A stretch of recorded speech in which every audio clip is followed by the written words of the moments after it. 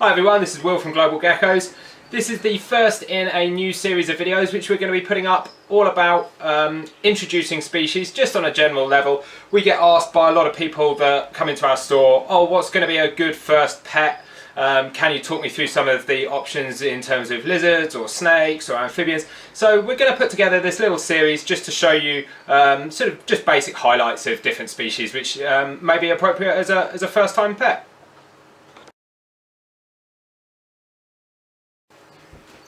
So on today's episode of Reptile Basics, we're going to be looking at the bearded dragon. This is certainly one of the most popular pet lizards, if not the most popular here in the UK. This is an adult male. The approximate size that they get to is somewhere between sort of 18 to 22 inches, I would say. So somewhere between about 45 and 55 centimetres. Some of the older literature will say that they'll reach 2 foot in length. I've never personally seen one quite that large. So I would say around the sort of 45, 50 centimetre mark is about average. So sort of like 18 to 20 inches. In terms of their longevity, bearded dragons on average they're going to live probably about 8 to 10 years. Some, if they're looked after really well, can certainly exceed this. 12 to 14 isn't unheard of, but I would like to think that they're all going to reach at least sort of like 8 to 10 years with appropriate levels of care.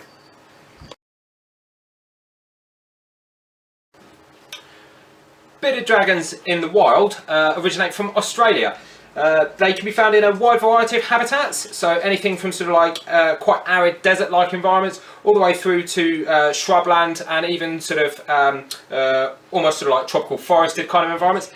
They're semi-arboreal by nature, which means that as well as living down on the ground, they will climb certainly sort of like low-lying rock outcrops. They will climb up into trees, but they're not something that would exclusively live up in trees or anything like that. So a lot of the time when we're thinking about bearded dragons, you would be you'd be most interested in the amount of floor space that you provide them, sort of as a pet, just to ensure that they have ample space to move around. But certainly in the wild, they can be found in a wide variety of different habitats. The environment which we provide for bearded dragons in captivity should try to mimic their wild environment as best as possible. In terms of the size environment that we provide for them, the absolute minimum should be 4 foot by 2 foot by 2 foot. That's 120 centimetres by 60 centimetres by 60 centimetres.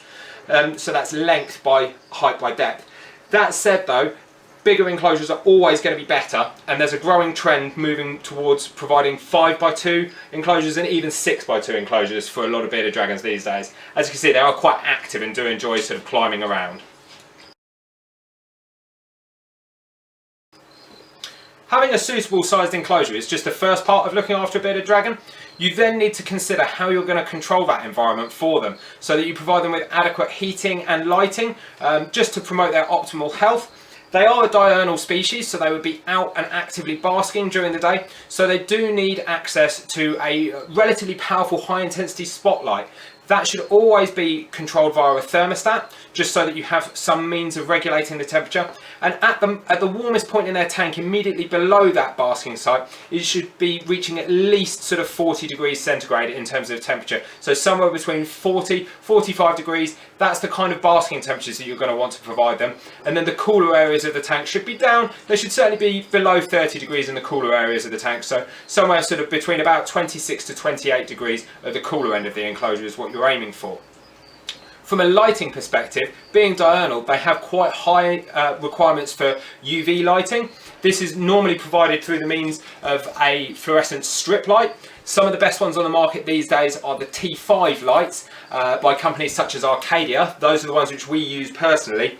And normally we would use what they call the desert tube, which is sort of the 12%. That means that the bulb itself emits 12% UVB, approximately 30% UVA, and the rest is emitted as visible light. And that's a good mix to provide an optimum spectrum for a bearded dragon.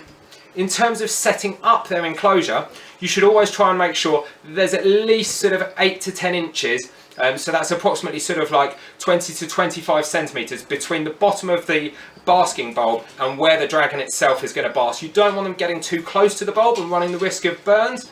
But likewise, with respect to the UV bulb, there should also be a sensible distance between that and the highest point that the dragon can climb to within its environment. Again, somewhere between 8 to 10 inches is normally a suitable distance. In terms of providing the interior decoration for your bearded dragon, you again are looking to mimic the kind of environments they come from. Now, where they come from, anything from desert right the way through to sort of almost like tropical woodland, we try and go for the mid-ground when we're providing them with a suitable environment. So that's going to be a sandy soil as their base material, and then it's going to be various rocks and branches and bits and pieces like that they can climb on. Branches, so long as they've got rough bark, they're quite easy for bearded dragons to get their claws into, and we do like to provide them with a naturalistic substrate of a sandy soil so that they can exhibit natural behaviours like digging as well.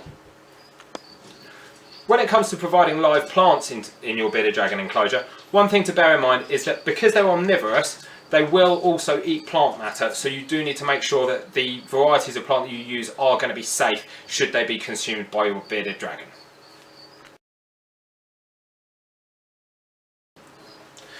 Dietary wise, feeding bearded dragons, when they're young, they're going to eat almost exclusively insects.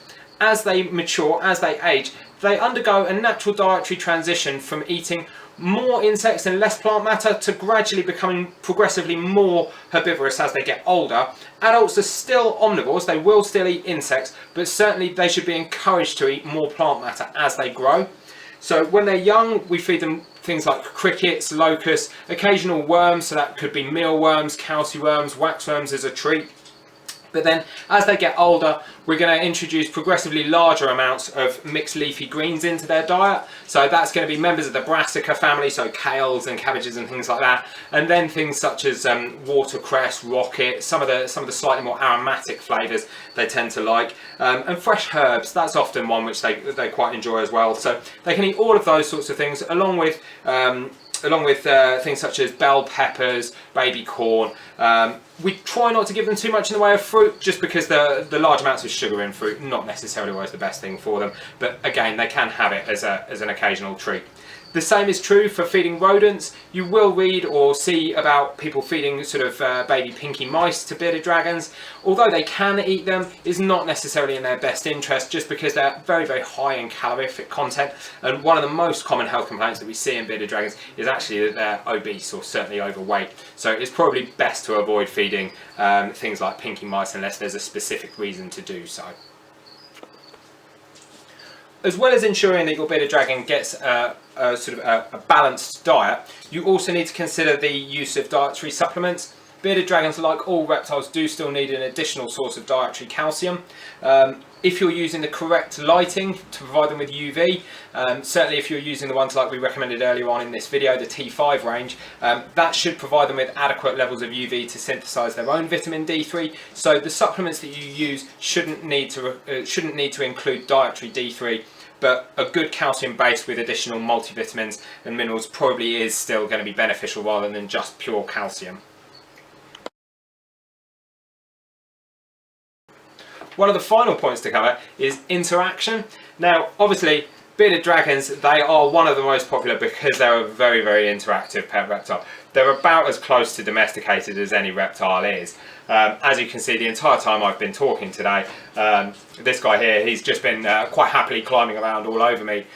So they're a species which is going to enjoy to certainly some level of human interaction.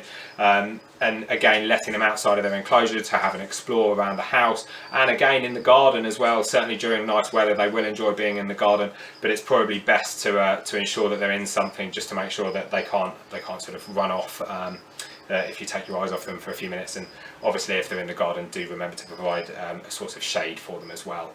But certainly they're one of the more interactive species of reptile which are going to enjoy being in a slightly livelier part of the house. So I would always recommend that in terms of the positioning of your bearded dragon enclosure, make it somewhere where you spend a lot of time so that the dragon's going to get plenty going on outside their enclosure and plenty of opportunities for that interaction as well.